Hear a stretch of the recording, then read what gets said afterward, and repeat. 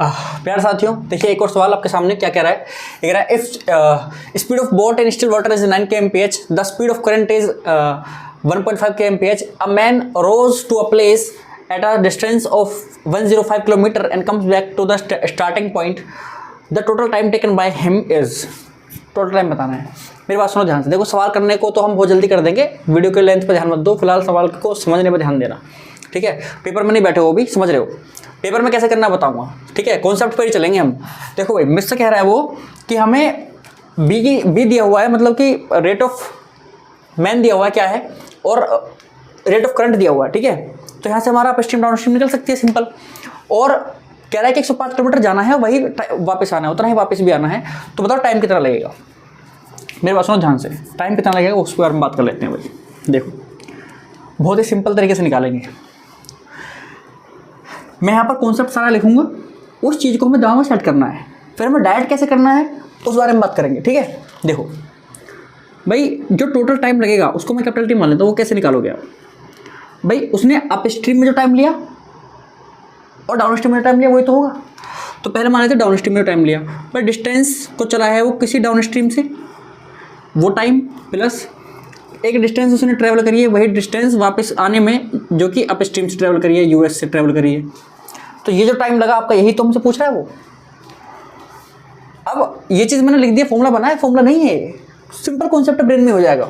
अभी देखो कैसे, डिस्टेंस कितनी थी 105, चलो डाउन स्ट्रीम क्या है, डाउन स्ट्रीम क्या होगी 9.5 प्लस 1.5 कितनी हो जाएगी, 9.5 प्लस 1.5 10.5, ये आपकी होगी डाउन स्ट्रीम। प्लस डिस्टेंस कितनी है 105, इतने डिस्टेंस वापस आ रहा है वो किस स्पीड से, 9.5 में से 1.5 माइनस कर दो। देखो 1.5 1 माइनस होगा तो 8 बचेगा, 8 में से 0.5 माइनस होगा 7.5, सो आ गया आपका 7.5। ये टाइम लग रहा है उसको। अब देखो आप चाहो तो कर सकते हो, बहुत सिंपल हो जाएगा। इसको हटाओगे यहाँ 0 आ जाएगी, इससे कटेगा कितने बार 10 टाइम्स। अब देखो इसको यहाँ से हटाओगे तो यहाँ भी एक और 0 आ जाएगी। अब ये कितनी बार कटेगा 25 से काट दो, कोई दिक्कत नहीं है। 25 से कटेगा ये आपका 3 टाइम्स, और ये कटेगा 25 से 3 बार, ये नहीं कट जाएगा, ये नहीं कट पाएगा 25 से। सो कोई बात नहीं, 25 से नहीं कटेगा तो कोई प्रॉब्लम थोड़ी आ रही है। देखो किससे कटेगा, इसको काटते हैं, ये कटेगा आपका 15 से काट लो, 15 से कटेगा 5 टाइम्स, और 15 से कटेगा ये आपका 7 यानी 70 टाइम्स, ठीक है। और 5 से कट जाएगा ये कितनी बार, 5 1 5 और 5 1 5, और यहाँ से 2 इधर गए तो 5 4 20, ये आ गया। सो ऊपर आया आपका 10 प्लस 14 यानी कि 24 आवर्स, ठीक है। यानी कि ऑप्शन नंबर डी आपका सही हो जाएगा। अब देखो भाई समझना ये है कि पेपर में कैसे करेंगे।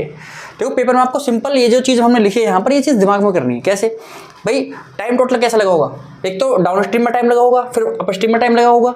डाउन स्ट्रीम में टाइम कैसे निकालेंगे भाई, हमारे पास डाउन स्ट्रीम है, निकल जाएंगे डाउन स्ट्रीम कैसे क्या आएगी, ठीक है। 9 प्लस 1.5 हम पहले सीख चुके हैं, और टोटल डिस्टेंस भी है, तो डिस्टेंस बाय 9 मतलब डाउन स्ट्रीम और डिस्टेंस बाय अप स्ट्रीम, वो टोटल टाइम है, उसको ऐड कर देंगे। तो मतलब सीधे आपको क्या करोगे, ये करोगे, सीधे ये सब लिखने की जरूरत नहीं है, सीधे इसको करके सोल्व करके आंसर आएगा, सेकंड में आंसर आ जाएगा, ठीक है। तो चलो अगले क्वेश्चन तरफ बढ़ते हैं।